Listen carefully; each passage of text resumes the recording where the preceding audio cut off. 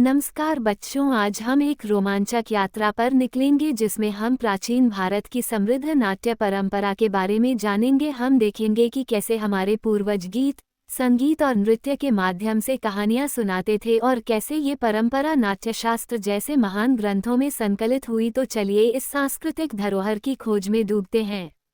नाट्यशास्त्र भारतीय नाट्य कला का आधार।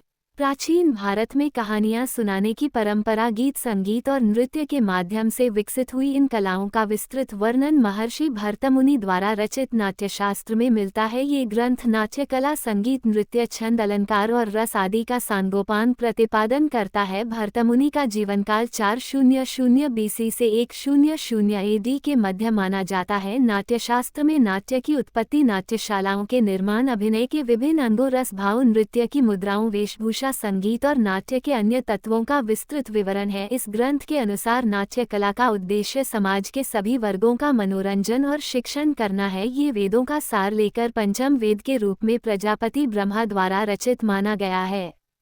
प्राचीन संस्कृत नाटक, भास और कालिदास की कृतियाँ।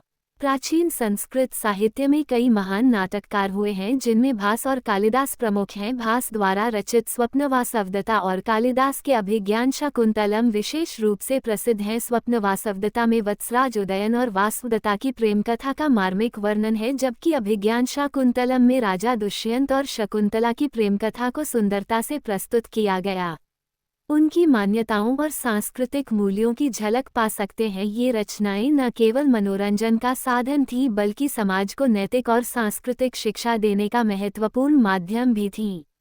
यदि आप नाट्यशास्त्र के बारे में और अधिक जानना चाहते हैं तो निम्न वीडियो आपके लिए उपयोगी हो सकता है।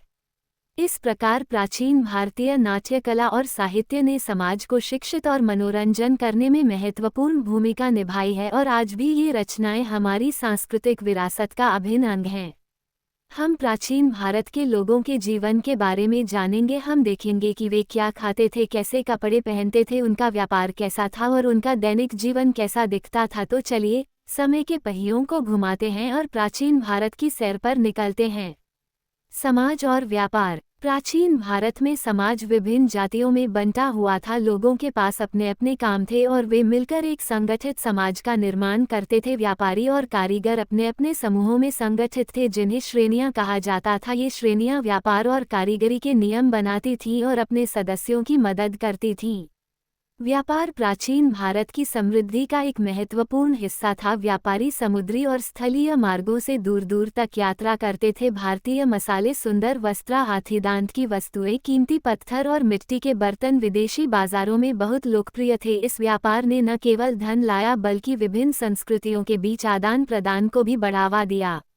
खान पान और वस्त्र। खेती प्राचीन भारत के लोगों के जीवन का आधार थी। मुख्य फसलें चावल, गेहूं, जौ और मसूर थीं। इनसे बने व्यंजन उनके दैनिक आहार का हिस्सा थे। इसके अलावा लोग मांस, मछली, दूध, घी और फलों का भी सेवन करते थे। इस विविध आहार ने उन्हें स्वस्थ और मजबूत बनाए रखा। कपड़ों की बात करें तो लोग मुख्यतः सूती वस्त्र पहनते थे क्योंकि भारत में कपास की खेती प्राचीन काल से होती आ रही है। रेशम और ऊनी वस्त्र भी प्रचलित थे, विशेषकर ठंडे क्षेत्रों में। उनके परिधान आज की धोती, साड़ी, उपरने और मुंडासे जैसे होते थे। कपड़ों की सिलाई की परंपरा भारत में कुषाण काल लगभग 1st से 3rd सदी ईस्वी में शुरू हुई, जिससे परिधानों में और विविधता आई। दैनिक जीवन। प्राचीन भारत के लोग प्रकृति के साथ सामंजस्य में जीवन व्यतीत करते थे। सुबह सूर्योदय के साथ दिन की शुरुआत होती थी। पुरुष खेतों में काम करते या व्यापार करते, जबकि महिलाएं घर का कामकाज संभालती और कारीगरी में भी योगदान देती। शाम को परिवार एक साथ समय बिताता, कहानियां सुनाता और धार्मिक अनुष्ठान करता। त्योहार और मेलों का आयोजन समाज में खुशी और एकता लाता था। इस प्रकार प्राचीन भारत का समाज समृद्ध, संगठित और सांस्कृतिक रूप से संपन्न था। उनका जीवन हमें सिखाता है कि कैसे सामूहिक प्रयास, व्यापार और सांस्कृतिक आदान प्रदान से समाज को प्रगति की ओर ले जाया जा सकता है। आज हमने प्राचीन भारतीय नाट्य कला और संस्कृत नाटकों की समृद्ध परंपरा के बारे में जाना। हमने देखा कि कैसे नाट्यशास्त्र जैसे ग्रंथों ने नाटक, संगीत और नृत्य के माध्यम से समाज को शिक्षित और मनोरंजन किया।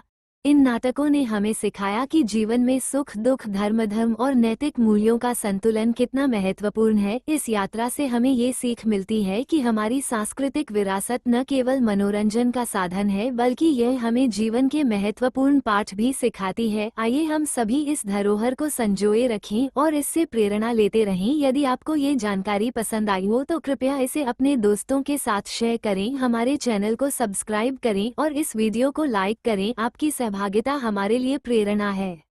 आज हम प्राचीन भारत के एक महान वैज्ञानिक महर्षि नागार्जुन की कहानी सुनेंगे, जिन्होंने रसायन शास्त्र और धातु विज्ञान के क्षेत्र में अद्वितीय योगदान दिया। प्रारंभिक जीवन और शिक्षा। नागार्जुन का जन्म 931 ईस्वी में गुजरात के सोमनाथ के निकट देहक नामक किले में हुआ था। बाल्यकाल से ही वे ज्ञान की ओर आकर्षित थे और मात्र 12 वर्ष की आयु में उन्होंने रसायन विज्ञान के क्षेत्र में शोध कार्य शुरू कर दिया था। उनकी शिक्षा दीक्षा तक्षशिला और नालंदा जैसे प्रतिष्ठित विश्वविद्यालयों में हुई, जहां उन्होंने विभिन्न विषयों में महारत हासिल की। रसायन शास्त्र और धातु विज्ञान में योगदान। नागार्जुन ने रसायन शास्त्र और धातु विज्ञान पर गहन शोध किया। उन्होंने रस रत्नाकर और रसेंद्र मंगल जैसी महत्वपूर्ण पुस्तकों की रचना की। रस रत्नाकर में उन्होंने पेड़ पौधों से अम्ल और क्षार प्राप्त करने की विधियां बताईं, जो आज भी प्रासंगिक है। इस ग्रंथ में चांदी, सोना, टिन और तांबे की कच्ची धातु निकालने और उन्हें शुद्ध करने के तरीके भी वर्णित हैं। उन्होंने पारे मरकरी पर विशेष शोध किया और बताया कि इसे शुद्ध करके विभिन्न औषधियां कैसे बनाई जा सकती हैं। नागार्जुन ने हिंगुल और टिन जैसे खनिजों से पारे जैसी वस्तु बनाने की विधि भी विकसित की। चिकित्सा विज्ञान में योगदान। रसायन शास्त्री और धातुकर्मी होने के साथ साथ नागार्जुन एक कुशल चिकित्सक भी थे। उन्होंने कक्षपुत, तंत्रारोग्य, मंजरी, योगसार और योगाष्टक जैसी चिकित्सा विज्ञान की पुस्तकों की रचना की। इन ग्रंथों में उन्होंने विभिन्न रोगों की औषधियां और उपचार विधियां प्रस्तुत की। उन्होंने पारे से संजीवनी और अन्य औषधियां बनाने के लिए पशु वनस्पति तत्वों, अम्ल और खनिजों का उपयोग किया। हीरे, धातु और मोती घोलने के लिए उन्होंने वनस्पति से बने तेजाबों का सुझाव दिया, जिनमें खट्टा दलिया, पौधों और फलों के रस शामिल थे। धरोहर और प्रभाव। नागार्जुन की प्रयोगशाला महाराष्ट्र के नागलवाड़ी गांव में स्थित थी, जहां उन्होंने अपने अनुसंधान कार्य किए।